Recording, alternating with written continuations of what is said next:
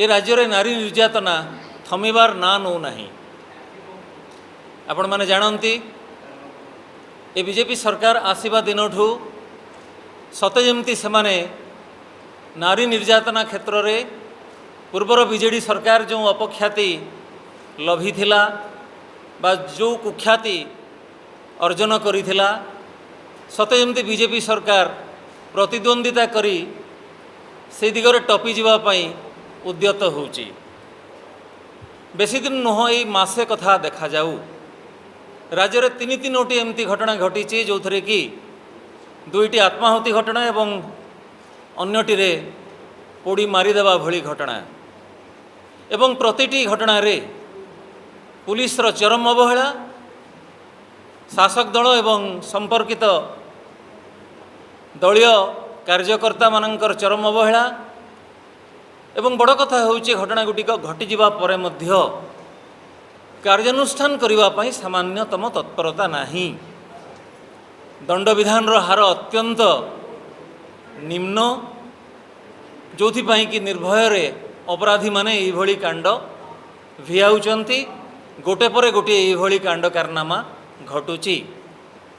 आपण माने जानती प्रथमे सौम्याश्री कथा एफआईआर टी रुजु हैला नहीं से आखि बुझीदेले सिना कौन से स्तर रे कहीं जड़े हेले कार्यानुष्ठान कले नहीं।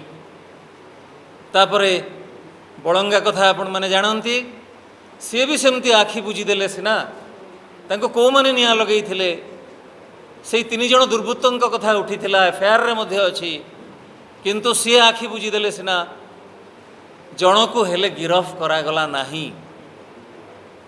गतकालीर घटना आपण माने जानती केन्द्रापड़ा जिला पट्टामुंडाई ग्रामांचल थाना अंतर्गत बड़पड़ा पंचायतर काठीपड़ा गाँव रे जो अभावनीय घटना घटी एथुरु स्पष्ट बुझा पड़ुची यही स्पर्शकातर संवेदनशील प्रसंग रे सरकारंकर संवेदनशीलता शून्य बा संवेदन शून्यता भरी रही। राज्य रे नारी निर्यातना जेपरी बढ़ी बढ़ी चली यही क्रमवर्धिष्णु नारी निर्यातना विरोध रे आसंता काली 8 तारिख रु 14 अगस्त 7 दिन मध्य 3 गोटी बड़ कार्यक्रम प्रदेश कांग्रेस कमिटी तरफ हाथ को निया जाइछि। आसंता काली 8 अगस्त शुक्रवार डीजी पुलिस ऑफिस सामने पीसीसी पक्षर शांतिपूर्ण धारणा दियाजिबो विक्षोभ प्रदर्शन कराजिबो।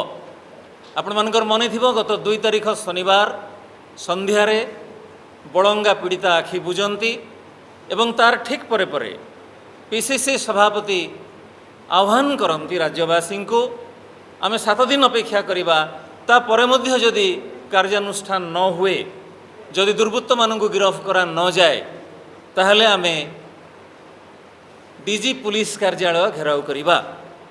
तेणु आसंता काली डीजी ऑफिस सामने कटक रे धारणा दियाजिबो।